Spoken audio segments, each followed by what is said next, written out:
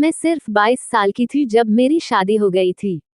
मैं बहुत खूबसूरत और जवान थी और मैं पति के साथ रहती थी। मेरे ससुराल में मेरे पति के अलावा मेरे जेठ जी रहते थे। मेरे पति बिजनेस के सिलसिले में यहाँ वहाँ आना जाना लगा रहता था, इसलिए पति के साथ बहुत कम समय गुजार पाती थी।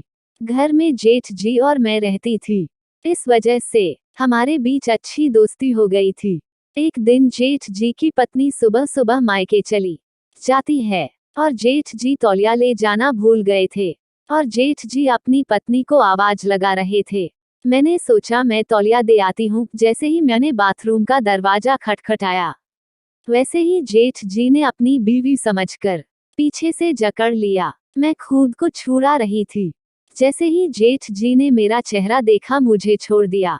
नहाने के बाद जेठ जी अपनी पत्नी को आवाज लगा रहे थे और मैं किचन में थी, इसलिए मैंने कहा भाभी अपने मायके गई है।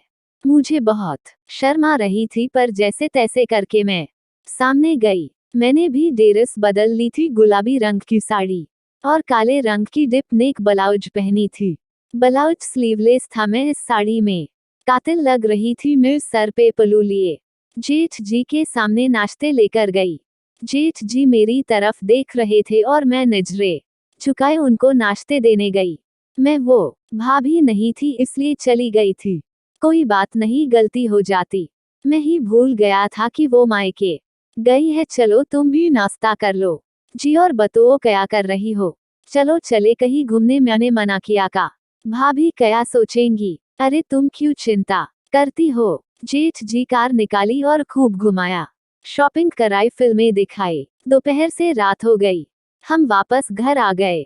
उन्होंने मुझे गुड नाइट बोला, पर मन नहीं कर रहा था कि कमरे में जाओ। तभी जेठ जी ने बोला रुको, एक गिलास पानी पिला दो। फिर मैं पानी देने उनके कमरे में गई। फिर मैंने बोला आज आपने उनकी कमी महसूस नहीं होने दिया। Thank you. उन्होंने कहा इसमें थैंक यू कोई बात नहीं, क्या मैं तुम्हारे लिए इतना भी नहीं कर सकता।